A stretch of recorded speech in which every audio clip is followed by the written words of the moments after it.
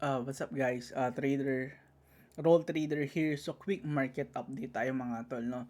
So Bitcoin. So hindi tayo nakapag-update last week kasi wala naman talagang mangyayari last week, no?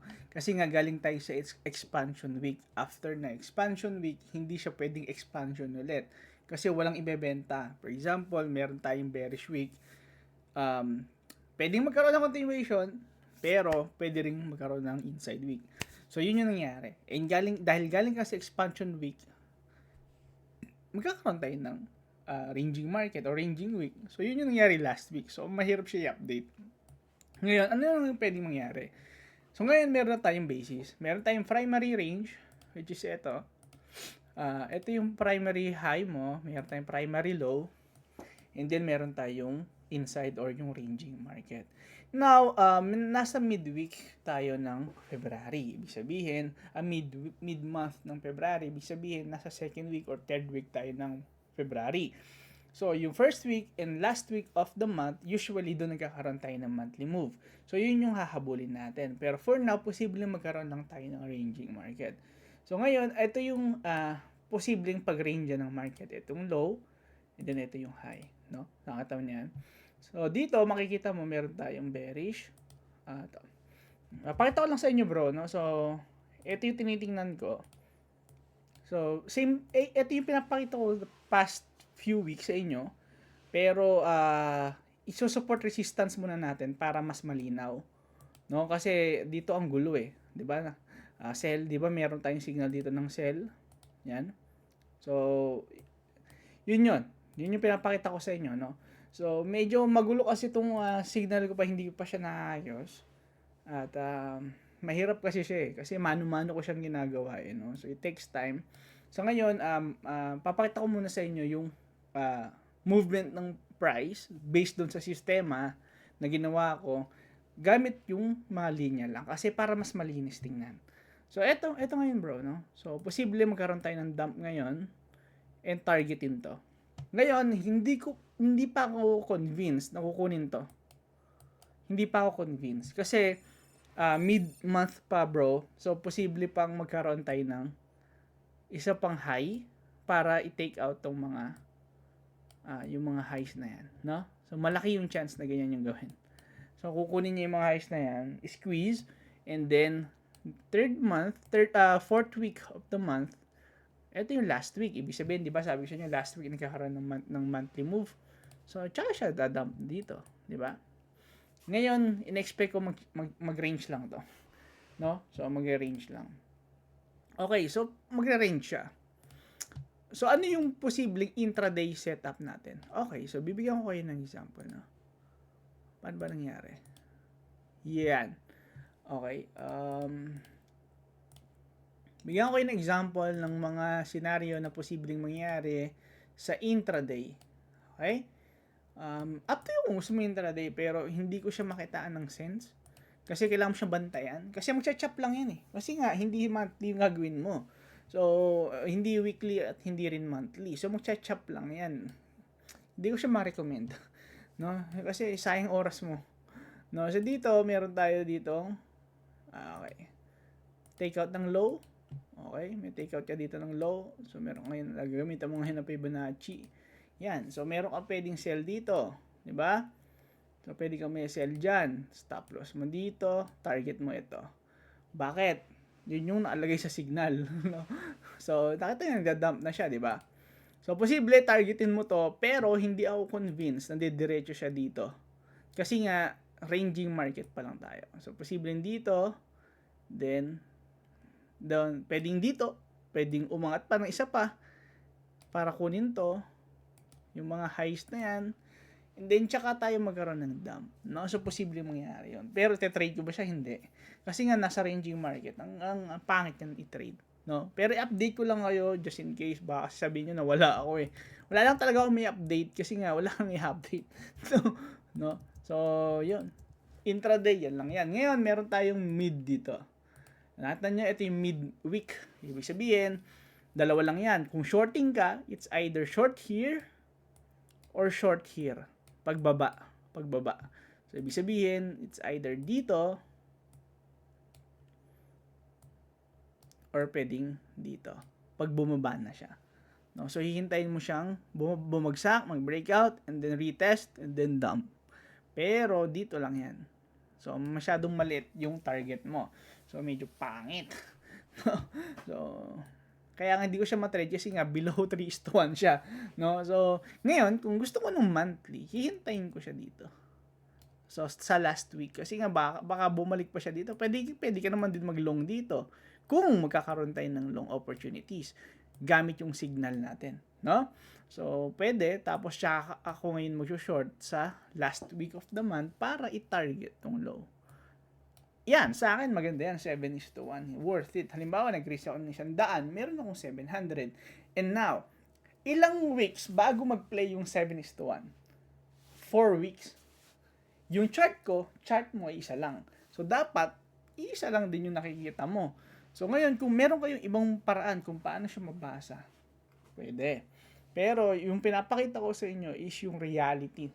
Gaano katagal bago mag-play yung isang setup. No? So, medyo matagal, bro. Medyo matagal. Kaya nga, hindi mo siya pwedeng gawing career. No? Ito, para to sa mga nanonood daw. Huwag mong sayangin yung buhay mo sa trading. Trading is a side hustle. Hindi siya pwedeng career. Huwag niyo itong gawing career, Brad. Pwede mong gawin, magbenta ka ng course. O, tapos gumawa ka ng community. Tapos, pa-affiliate ka. Yun, pwede yun. Pero, wala akong believe. Kasi nga, wala kang gagawin, wala kang contribution. Ako bro, 2023 pa lang, bago pa lang ako ng 2023, nagtuturo ako ng range. Ako nagpauso ng range sa Pilipinas. 'Di ba? Ako yung nagpauso kung paano to tinitrade. Meron akong contribution, ikaw. 'Di ba? Mga ano ka lang, 'di ba? Wag, no? So kailangan passionate ka rin. Pero iaasa mo yung buhay mo dito, buhay ng anak mo dito, ng misis mo dito, no? Gawin mo lang siyang side hustle, no? So, yun, tama siguro tayo dito, no? Na short tayo dito, kasi nga may break na tayo dito ng low, yan dito, tapos, meron tayong signal, ayun, no? Ayun, no? Sell. Diba? Okay. Ethereum. Ay, nangyayari na eh. Nangyayari na eh. Okay, pero meron ng mga trade sa Forex. Ano nangyari sa Forex ko? Wait, tingnan ko nga. Uy. So, currently, 186 USD win. Oh, not bad. 186 USD win. Ito pakita. 186 USD win.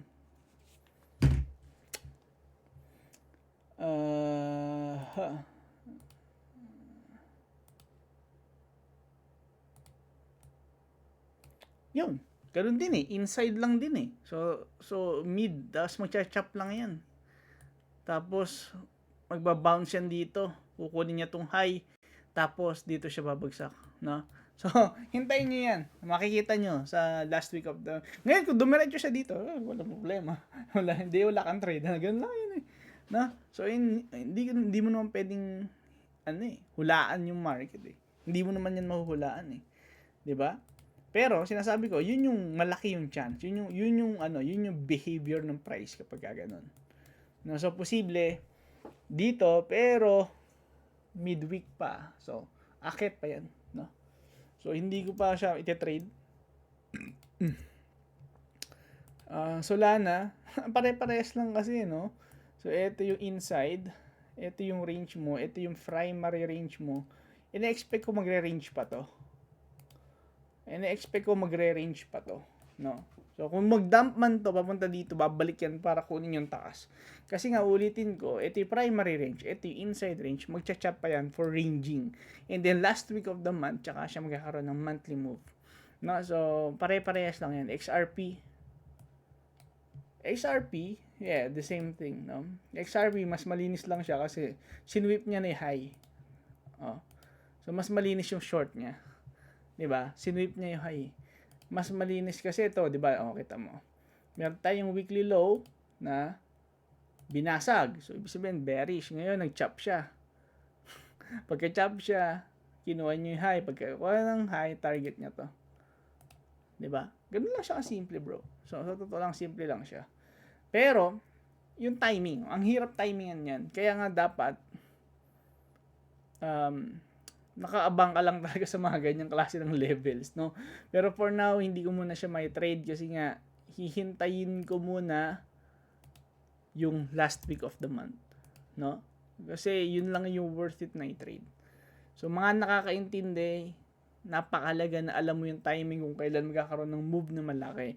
Kasi nga, hindi lang mahalaga yung timing para malaman mo agad yung tama. Hindi yun. Yun yung pinaka-least priority. Ang pinaka highest priority is para hindi ma-hit yung stop loss mo. For example, tama yung bias mo pero mali ka sa timing. Kahit na ano, iaangat yan eh. Iaangat yung price niyan eh. Mga kupal yung mga traders na yan eh. Iaangat nila yung price na yan hanggang sa madurog yung stop loss mo. Ngayon, tsaka ka magtataka bakit nag-play after madurog yung stop loss mo. Hindi mo alam timing eh. Kailangan mo magtiyaga, no? Okay, so same lang. Suwi, parehas lang nangyayari dyan. Meron tayong inside or ranging market. Wala talaga tayo bro mai-update last week. Ngayon kaya tayo bumalik is meron na tayong range. Yan lang yung range. So, meron tayong isang inside range at meron tayong primary range which is ito yung main target natin. Ito yung inside which is yung intra-week target natin. Ngayon magcha-chop lang yan dito sa gitna. And then hihintayin natin bro dito. Yan, sa high na yan, posibleng maging main entry natin yan para targetin tong main target, no? So, yun lang. Ganun lang siya kalinis. Kung bakit ganito yung ginawa natin is para mas makita nyo na mas malinaw kung gaano kadaling basahin yung market kung alam mo yung timing, no? Pero meron tayong signals dito para aayusin ko to bro. Kasi nga, 'di ba, gaya nga nasabi ko sa inyo, tama tong mga to kaso sa intraday meron laging dalawang mali. So yun yung kailangan kong maayos na hindi ko pa rin maayos. Laging meron maling tatlo. For example, sell, puro panalo, 'di ba? Then magkakaroon niya ng dalawang talo. Sell, talo. Tapos dito, sell ulit, panalo na pero dalawang talo pa rin. Then sell, straight na wins. Tapos dahil na-hit na yung low, magkakaroon ulit ka ng talo. Pero ito, panalo pa rin. Panalo, dito talo ka na. Ay, dito pala, dalawang talo na, 1, 2. Kasi nga bro, pero tama ka sa sell dito. Diba? Problema, sa intraday, meron kang dalawang talo. Yun yung tinatry kong i-fix. Pag na-fix ko yun, napaka-unstoppable na to bro. Unstoppable na to. Kasi nga, wala nang magiging malihan. Imagine mo yun. No? So, yung mga magiging mali na lang yan is yung kapag mayroon news. Yan, kasi hindi naman natin mahuhulaan yun eh. No? So naka-base lang yan sa candlestick. Candlestick standard behavior, no? Laging merong standard ang isang bagay. So na-solve na natin after 4 years. Na-solve na natin kung paano nagbe-behave ang candlestick sa lahat ng time frame, no? Ngayon, it's up to us kung paano ko siya i-code para magawa natin siya ng robot. Pero sobrang hindi siya madali. Hindi siya madali, bro. Lalo na kung hindi man ikaw IT, ganun. Hindi ka naman. So, ito lang yan, bro. Ito yung mid. So, dyan lang yan. Posibleng dito ka mag-short or pagka dito sa baba. Dalawa lang ang target mo. Ito. Kasi aangat ulit yan. Kukunin niya to. Dito tayo mag-short last week of the month. February next week. Ano ba yung next week? Sa February 23 onwards, doon tayo mag-short ng maayos. Kasi for now, mag-chop lang yan. No? So, babaliwin ka lang yan. Okay. Same lang, nakita nyo dito. Ito yung primary range mo. Wala ka naman ibang range eh. Okay, so ibig sabihin, bearish tayo. So, ibig sabihin, meron tayong bearish range. Ngayon, meron tayong range sa loob ng range, which is yung tinatawag natin inside. Ngayon, posible magkaroon tayo ng shorting opportunity dito, and then kunin to. Pagkakuha dito is umangat ulit para sa susunod na retracement, para i-squeeze. Kasi nga, wala ka sa timing. Napakahalaga nun, Brad. Ang timing na sinasabi ko is hindi para malaman mo agad kung tama ko mali ka. Or para malaman mo na profit yun agad. Hindi yun. Least priority yun. Kaya napakahalaga ng timing is para hindi ma-hit stop loss mo. Okay? Sobrang halaga nun sa hindi ma-hit stop loss mo. Kahit na gaano kaluwang yung ilagay mo stop loss dyan, mahihit yan kung hindi mo alam yung levels, hindi mo alam yung timing, wala kang kaalam-alam. No? So, yeah. No? So, ganun lang siya. Simple, no? Okay. So, ngayon punta tayo sa, sa Forex, no? Kasi crypto, wala halos mangyayari dyan ngayong week, eh. No? So, punta tayo sa Forex. No? Euro USD. So, meron ako ditong long position na nakaset dito. Okay. Etong Euro USD pang intraday. Euro USD yung Forex pang intraday. Napakagandang pang intraday nito. Pero usually 2 to 3 days din hintayan, pero pang intraday talaga siya. May nangyayari talaga sa kanya, bro. No, within the day biglang mag-hit ng. So ito, target ko ito. No. So, yan. So bullish tayo sa weekly, pero nag-range din tayo dito kasi galing lang tayo sa sa weekly high. So expect tayo ng chop then dito. So dalawa lang yan, it's either dito or dito. So meron akong set dito at meron din akong set dito. Okay, so dalawa lang yan. Okay. So ngayon, bakit hindi ko nila ilagay dito stop loss para hindi ma-hit stop loss? Papangit. Lagay ka dito, hayaan mo ma-hit, kung may-hit, tapos lagay ka ulit ng entry dito. Okay? Yun lang yun. No, ganun lang kasimple itong Forex. Mas malinaw, bro, yung Forex. Sobrang linaw. Wala akong masabi, man. No? So, for example, dito, okay, tingnan ko muna yung signals ko, bro. Okay, Euro GBP is long position, no? So asan yung long position dito? Kasi meron tayo ditong high na binrake. So ito yung target. So ito yung low. Okay, so ganito lang. Yan. So, ganyan lang nangyayari dyan, bro. No? So, lagay ka lang ng limit order. Ganyan ka simple, bro. Eto may mga lows ka dito. Okay. So, maglalagay ka lang ng limit order. Hindi mo kailangan bantayan. Ganyan aganda yung Forex. Okay. So, lagay ka lang limit order dito. Then, yan. So, yan tayo sa Euro GBP. Now, Euro JPY. This is good. No, madali lang to Euro JPY. Tingnan natin. So, signals natin. So, Euro JPY is bearish, but, meron but, okay, eto. So, meron nang tinitingnan mga bro, meron nang tinitingnan dito. Okay, so, i-explain ko lang sa inyo sa lines, no? So, pero, ito yung low nung range na to. So, ibig sabihin, so, yan yung range. Galit tayo dito. If I were to sell, kasi selling bias to eh, I will sell above here. Okay, so, meron ka ditong mga highs. No. So ako magse-sell is here. Not dito. Kasi nga nasa dulo ko eh. So, kung magse-sell ako dito, para meron kang target. Target mo is yung low na to. Yan. Ganun lang kasimple. Sobrang daling basahin ng Forex. Okay, so it's hard to complain dun sa Forex, no? Kasi madali siya. Iwan mo lang set, forget. Ganun lang. Sa crypto, set and forget, mabaliw ka dun. Euro AUD, dito maganda yung entry ko dito. So, napag-entry ako mismo dito, Brad. Eto mismo. Ayan, nasa lot nakiliti lang, nag-dump na. But, meron ulit akong additional dito. Kasi ang entry ko last week is here. So, meron ako ulit entry dito kasi nga, meron tayo ditong high dito. Etong high na to is may, ito yung ito yung hit mo dito sa retracement eh. So, yung break na tong trend line na to is another trade. Okay? Kaya ako meron running profit today. Kano na ba? Okay, so almost 200 USD na. So, wala. Hindi ko siya binabantayan, bro. Sinet ko lang, okay na.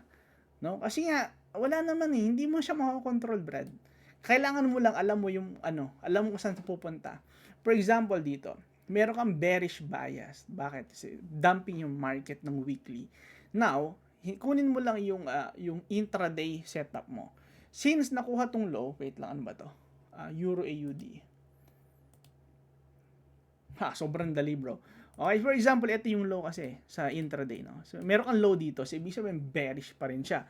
So, ngayon, ang posibleng mangyari niyan is magkaroon tayo ng selling sa mga key levels, which is itong high na to or itong high na to.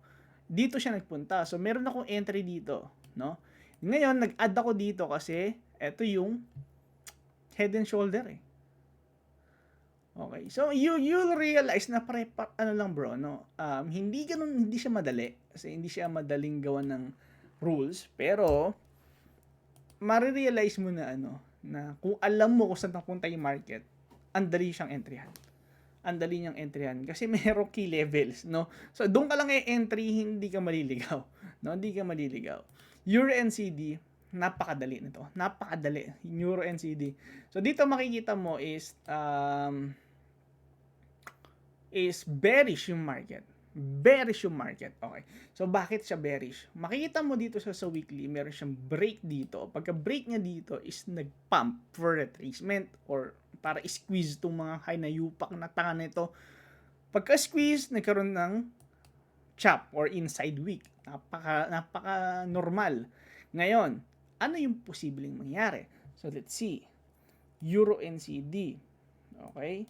Alright.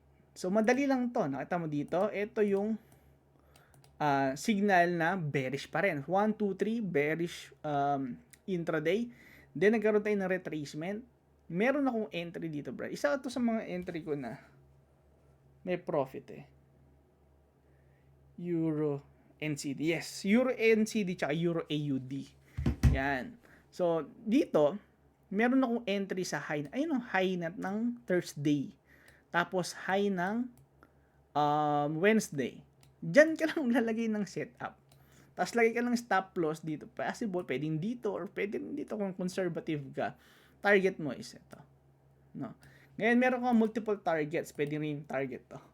Ganun lang siya. Sobrang simple bro ng Forex. Sa totoo lang, mas malinis siya.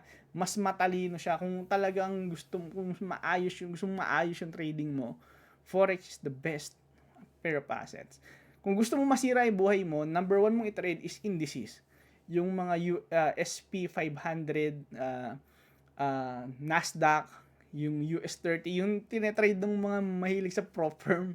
Gusto mo masira yung buhay mo, yun yung trade mo. No? Yung trade mo. Kasi walang sinusunod yon. Malaki siyang gumalaw. Para sa mga gambler kasi yun, bro. Malakas siya gumalaw kaso wala siyang sinusunod. So, wala kang peace of mind doon. Kailangan mo siyang bantayan.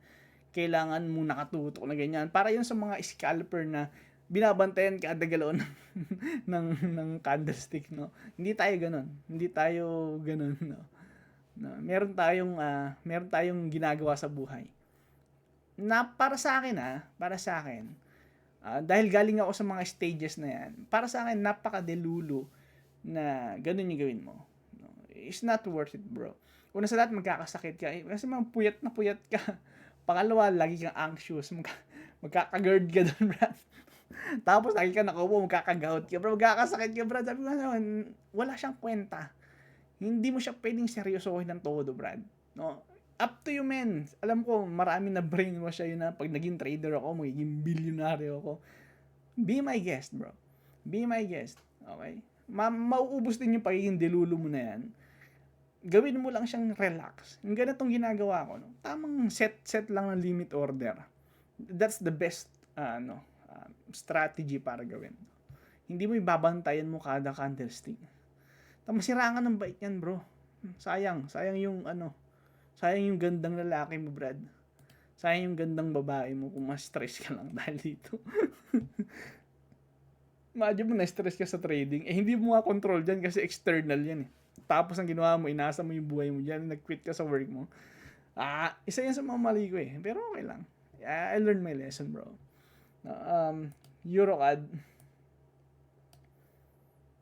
Eurocad siguro wala muna akong trade. Kasi nga, sobrang dumi. So, meron tayong highs, merong highs dito. Meron kang lows dito. Dumi. Sobrang dumi. But, okay. So, pwede ka mag-sell dito. Okay, so, sell inside. Pwede ka mag-sell dito. Yan. Pwede dito or dito. So, if I were to sell, pwede ako mag-sell na dyan, pero luwangan ko na konti stop loss ko. And then ito. Yan yung mga target mo. Medyo magulo lang tong EuroCAD or pwedeng dito. No? Okay. So, pwede rin dito, no? Inside dito, eh. So, ito lang, tsaka ito. Pwede kang maglagay dyan. Pwede kang maglagay ng isang, hatiin mo. So, for example, kung 0.20 lot, tig 0.10 para, diba? Sigurado ka. GBP USD is long para sa, ba't naka-short to? Long. Sorry. Hindi to short. GBP USD. Okay. Kaya to nakalong is dahil sa monthly. Kasi ina-expect ko ito ay retracement sa monthly. Isa to sa mga mga tricky para sa akin, no? Kasi pwedeng sabihin ng weekly bearish yan, but sa monthly hindi mo tiningnan, which is bullish. So ngayon ina-expect ko, nakita mo to, papakita ko sa inyo na sobrang linaw. So ito ay bearish, right? Pero sa monthly is bullish. 1, 2, 3, 1, 2, 3, 4. Ayun, So, ito yung high mo ng monthly. Ito yung low mo ng monthly. Right? So, meron ka ngayong bullish. So, ito is retracement. Retracement sa monthly. Ngayon, meron kang bullish, meron kang bearish, meron tayong inside. So, ano yung blue? Inside, di ba? So, inside, ano yung sinisignal niya? Reversal. Reversal or possible continuation. So there is those two scenario sa pangyayari na to. Pwede siyang magkaroon ng continuation pabagsak and dito siya mag-bounce or magkaroon siya ng bounce dito. Or pwedeng kunin niya lang tong low and then mag-bounce siya. Ganun lang siya kasimple. Walang kailangang intindihin pa. Ganun lang siya kasimple. So, ano gagawin ko dyan? Mag-set ka ng limit order, 2. Gano'ng kasimple yun? O, lagi ka ng limit order dito. Lagi ka ng target mo sa monthly. Yan. Ganyan lang. Ngayon, what if? Okay. Sukatin natin. So, ito yung mid. Nasa yung mid. Ito. So, ibig sabihin, kung sa mid, dapat, nasa may mid? Diba, ito yung low, ito yung high. So, mid is 50%. Yan. Ayan, So, dapat, kung maglo-long ka dito, kung dito sa mid, dito na. Ganun lang kasimple. Lagi ka ng limit order dyan. Ganyan lang siya kasimple, Brad. Kung expect mo is reversal, dito lang. Yung mga lows dito. So, dito ka. Kasi, tama, kasi bearish pa siya sa daily. Bearish pa siya sa daily. Kasi meron ka ditong low. Ayan, So, bearish pa siya sa daily. So, posible dito nga. So, yun yung madaling trade dito. Tapos, isa dito, tapos isa dito. No? Mas madali yun.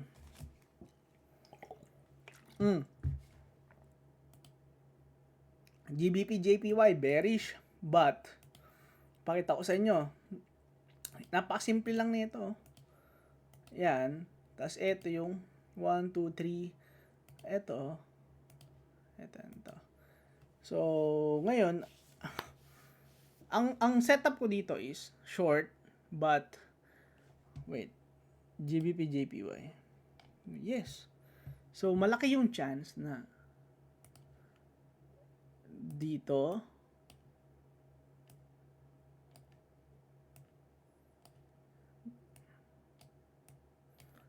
isang set dito, tas isang set dito. Para, hindi ka maiwan kung dito mo lang siya i-set, no? Kasi pwede rin dito. Okay, kasi binubuo pa lang tong etong range 'di ba? So matatapos siya today. Okay? So ito kasi yung ito yung main range. So ito yung low, nagkaroon tayo ng chop. So ngayon dito tayo sa high. Ang dali, 'di ba? Ang dali, 'di ba? So kung alam mo lang kung ano yung nangyayari, madali yung buhay. GBP AUD, same scenario. GBP AUD. Paano ba ito? Yes, same scenario, bro. No.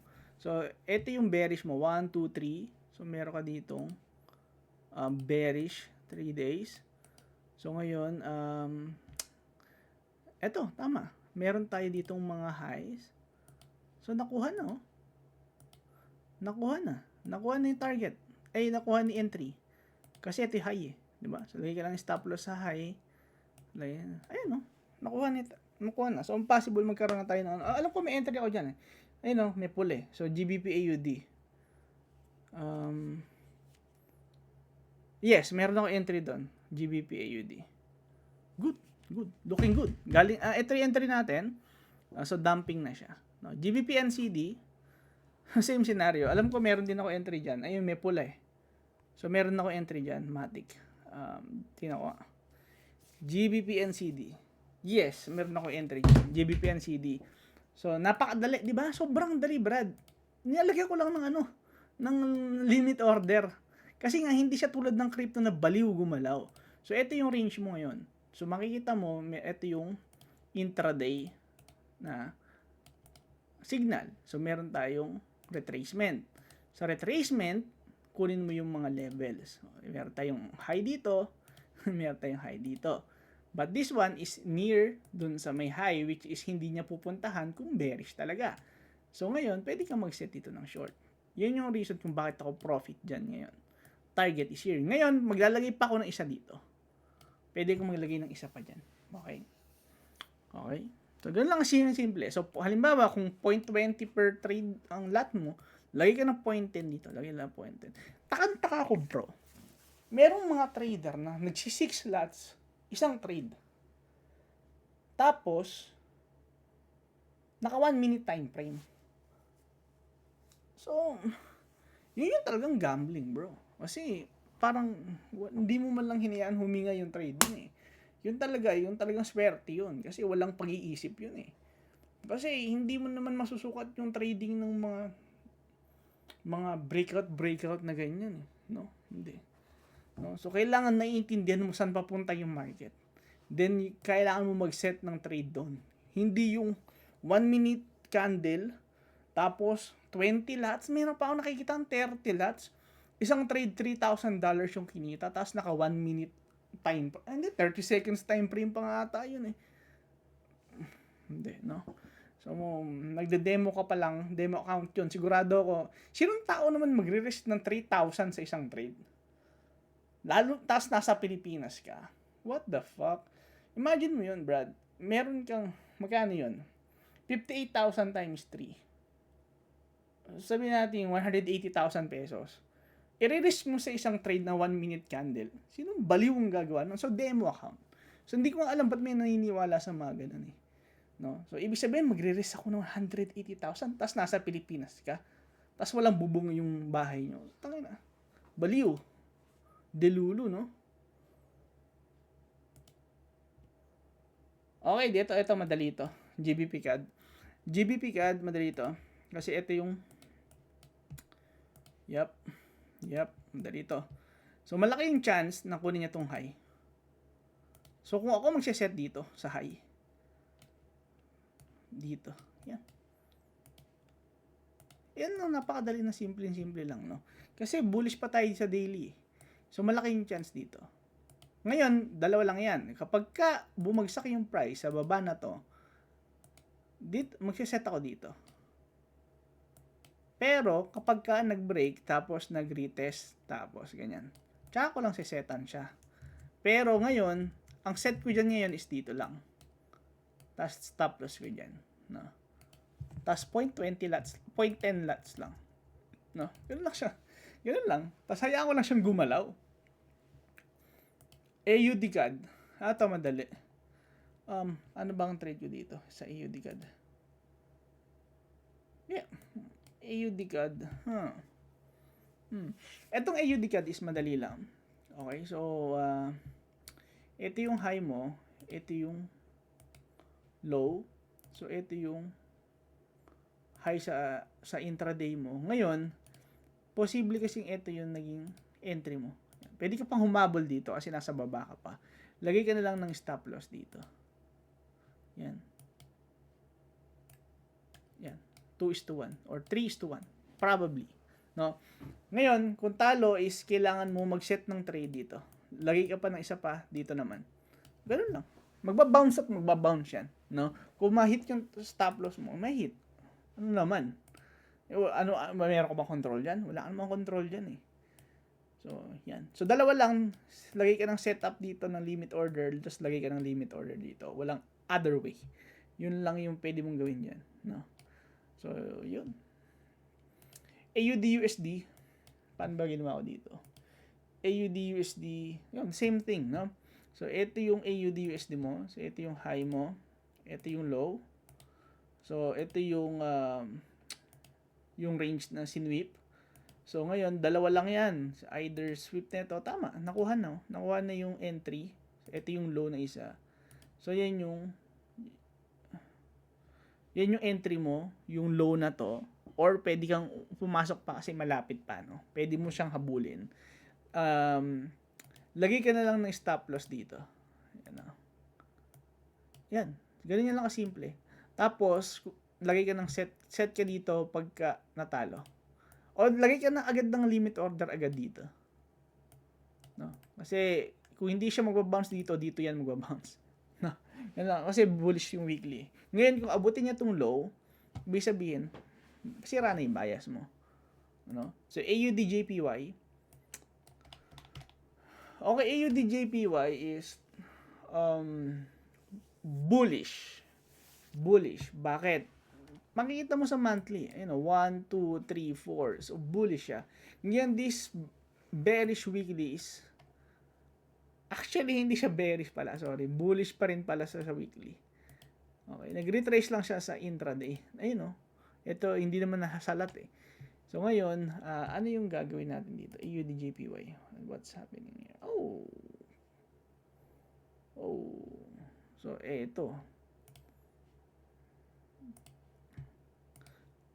Well, kapag ka umangat siya dito, pwede kang mag-set dito. Yan. Then, another setup is here. Lagay ka dito. Yan. So, dalawa lang. Isa dito. Pag umangat tsaka nag-retest. Pero dito ka muna. Wala ka munang limit order dito kasi nga, posibleng pumunta pa siya dito. Especially bearish yung intraday. Alright? So, dito ang set, hindi dito Dito ako magsiset kapag umangat. Tapos, i-break niya to. Bukas yun, hindi ngayon. Wala kang i-trade ngayon dito. Lalagay mo lang dito yung limit order mo. No? Tapos, isa dito. Okay? So, magbabounce yan. Kahit na sabihin natin hindi niya targetin to, magbabounce yan kasi nga nasa mga lows. Ibig sabihin, meron liquidity na nakuha, magre-retrace, no? So, talagang magpo-profit ka dyan saglit, no? Kung mali. Magpo-profit ka pa rin saglit kahit mali, no? Pero kung tama, magpo-profit ka ng malaki. Okay? So, NCD-USD, bakit ba to? Bullish, yes. Especially, nag-break na pala siya ng high. Okay? So, ngayon, ano yung posible na entry mo dito sa NCD-USD? So, pwede na pala siyang entry ngayon dito, no? Yan, pwede na dapat siyang entry dito. Or, kung mali is here. Ngayon, dahil manipis tong stop loss mo, pwede ka maglagay dito. Pwede ka dito. Kasi pag entry ka dito, lagay ka dyan, malaki pa rin stop loss mo eh. Pwede ka rin maglagay dito. Okay? Kasi ito yung low mo eh. So, pag entry ka dyan, pwede dito. Tapos isa dito. No? Kasi kung dito mo siya ilalagay, hindi naman masasalat yung stop loss mo kung hanggang dito lang siya. Pero kung mali yan, ibig sabihin dito siya. No? Simple lang. Dalawang entry lang. Okay? So, NCD-JPY. Okay, paano to? NCD-JPY. Bullish. Kasi sa monthly. Right. Bullish to sa monthly. So, dito, makikita mo na 1, 2, 3. Tangin ng head and shoulder na to. Ba't yan dito to? Panggago yun eh. Yan. So, ito yung range mo ngayon. So, if I were to long, dito sa low. Diba? Yan. Dito sa low. Kuha ka maglolong dyan. Okay? Pwede rin kasi dito. Tol, pwede dito. Pwede ka na mag-long actually dyan eh. Lalo na binrake niya ni high. Nakita mo? Binrake niya ni high. So, manggagago to, bigla to magpapump. Kita nyo? Okay? Sobrang obvious. Pero, pwede rin dito sa low. So, maglagay ka na lang dalawang entry. Isa dito, then isa dito. No? So, walang ibang pupuntahan yan, Brad. So, kung talo ka, meron kang panalo. Talo ka ng 1R. Pag panalo ka ng 3R. Ngayon, distributed lahat ng entry mo sa 21 pairs. So, imposibleng hindi ka kumita dyan. Di ba? Imagine mo lahat yun natalo. Gano'ng ka kamalas nun? May balat ka sa puwet. Huwag ka na mag-trade, no? NCD CAD. Bullish. Madali lang to kasi inside eh. So, magpapump na yan dyan. Oo. Ayun no. So, high, tas low. Dapat dito ang entry mo. Eto. So, meron siguro akong entry dito kasi may green eh. So, ibig sabihin may entry ako. Yan. Ganyan. Ganyan nag-i-entry dyan. No? So, USD CAD. Eto, madali ito. So, 1, 2, 3. So, meron ka ditong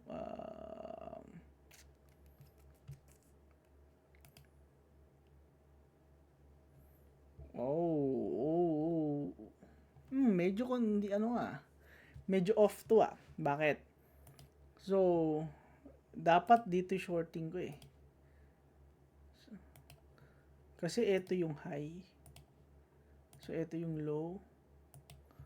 So, ito, meron siyang retracement. Well, pwede na pala ditong umentry, bro. Pwede ka nang umentry dito hanggat maaga pa. Kasi, ito yung susunod na high eh. Ang layo. Tsaka yan na yung ano eh. Pero pwede din. So, dalawa lang magiging entry mo dito. It's either dito or ito. Yan lang kasimple. Lagay ka ng tigpo point at tapos. Hindi mo na kailangan intindihin. Same lang din dito. Kay USD JPY. Pero USD JPY ang entry ko is ito. Hindi ako entry dyan sa baba kasi wala akong mapapala dyan. No? So yan lang yung range mo eh. So, kung ako mag-short is here. Lagyan ko stop loss dito. Yan. 2:1.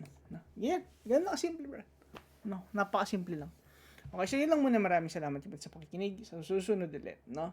So, hintayin nyo lang, inaayos ko pa yung indicator. Once na matapos ko na ito, wala na kayong paghihirap pa, no? So, yun lang muna. Maraming salamat, bro. God bless you guys.